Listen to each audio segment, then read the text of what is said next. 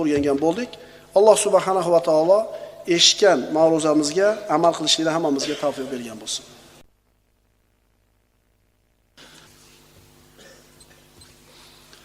Bismillahirrohmanirrohim.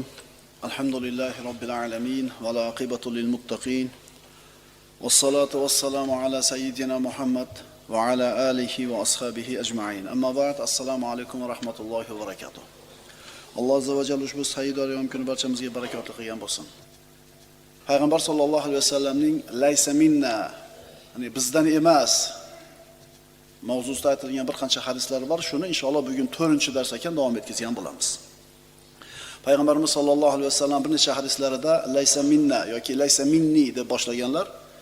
Ya'ni mana ishni qilgan, falon ishni qilgan bizdan emas, mendan emas degan mazmunda hadislar bor. Bugun inshaalloh 22-sini o'qiymiz ekan. Bismillahirrohmanirrohim. Erkak va ayol o'zlarini bir-biriga o'xshatmasligi haqida, g'ayri dinlarga o'xshatmasligi haqida.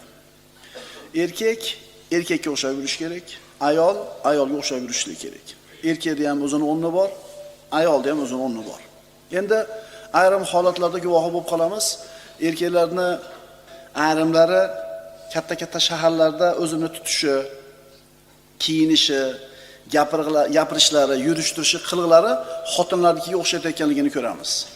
Va bu ularning nazarida shu zamonda bir peshqadam odamlardan ekanligi, taraqqiy topgan ekanligiga dalili bo'lib ko'rinadi. Ayrim ayollarda esa aksincha, erkakcha kiyinib, erkakcha bir fe'l-atvor qilib yurganligi, gapirayotgan gaplari, gestikulyatsiyalari ham erkakcha bo'layotganligini guvoh bo'lasizlar. Payg'ambarimiz sollallohu alayhi vasallam aytadilar: "Laysa minna man tashabbaha bir-rijal minan nisa, va la man tashabbaha bin-nisa minar-rijal." Erkak erkakcha yurmasa, ayol ayolcha yurmaydigan bo'lsa, birodarlar, bu tabiatni, qonuni, dunyoning nizomi buziladi. Erkak erkakligini qilish kerak, ayol ayolligini qilishi kerak. Payg'ambarimiz aytdilar: "Laysa minna man tashabbaha bir-rijal minan-nisa." Bizdan emasdir o'zini erkaklarga o'xshatgan ayol va ayollarga o'xshatgan erkak. Tushunarlimi? Ayollarga o'zini o'xshatgan erkak bizdan emas. Erkaklarga o'xshatgan o'zini bir ayol bo'lsa, u ham bizdan emas. Hamma o'zini o'rnida tursin. Shuning uchun jon akalar, o'sha qizlarimizga kiyim olib berayotganda qaraylik, shim olib bermaylik. Qaddini, qomatini ko'z-ko'z qiladigan tor kiyimlarni olib bermaylik. Savdogar akalar, sizlar olib kelib sotayotgan kiyimni xalq olib kiyaveradi, keyin olib kelib sotsanglar ham kiyaveradi, moda ekan deb torini olib kelsanglar ham. Biz qilayotgan tijoratimiz ana shu erkakni ayolga, ayolni erkakka o'xshashiga yordam berib qo'ymasin. Chunki Rasululloh aytibdilar, o'zini ayolga o'xshatgan erkak, o'zini erkakka o'xshatgan ayol bizdan emas deyaptilar.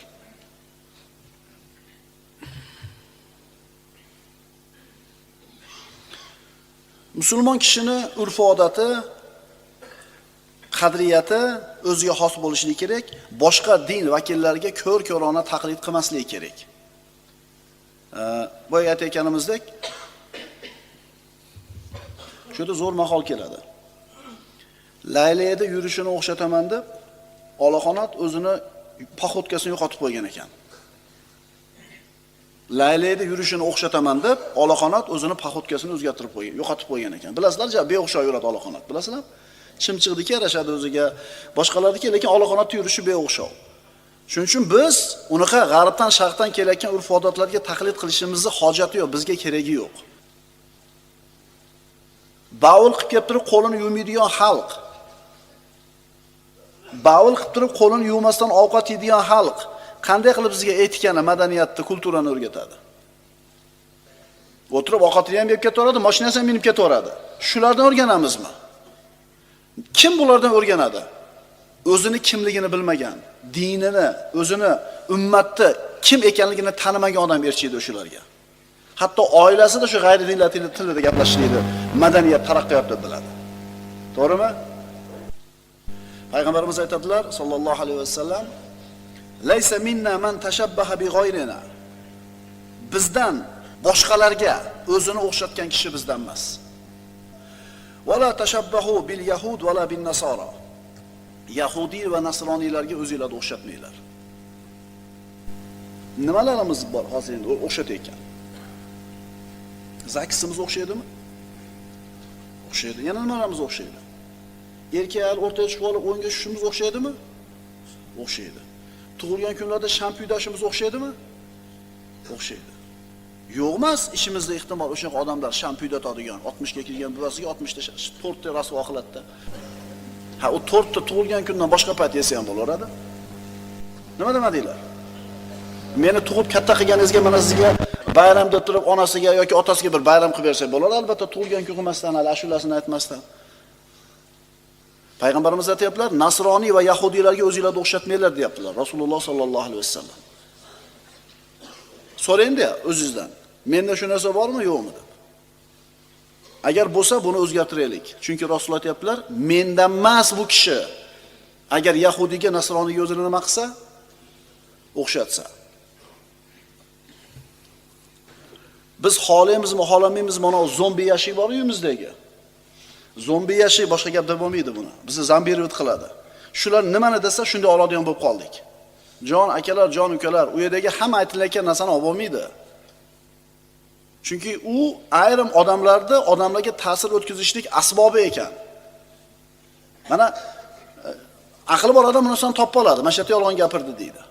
Bir paytlar bo'lardi, mana kattalar davrida televizorda faqat to'g'ri gap gapiradi degan narsa bo'lar edi. Yo, unaqa emas ekan. Odamlarga ta'sir o'tkazishlik asbobi ekan. Birodarlar, xulosa Rasululloh aytdilar: "Laysa minna man tashabbaha bi ghayrina, la tashabbahu bil yahudi va la bin nasara." Bizdan boshqalarga o'zini o'xshatgan kishi bizdan emas, yahudiylarga va nasroniylarga o'zingizlarni o'xshatmanglar. Bu har bitta ishimizda, kiyinishimizda, yurish-turishimizda, qo'l berib so'rashishimizda, ovqat yeyishimizda, kiyinishimizda, bir-birimizga gapirayotgan so'zlarimizda, mashina minishimizda, mana oxiri musulmon odamga yarashadigan qilishlik kerak bo'ladi. Boshqa hadisda Rasululloh aytadilar: "Laysa minna man amila bi sunnati ghayrina." Bizdan emasdir. Kim? Bizning odatimizdan boshqa odatlarni qiladigan kimsa.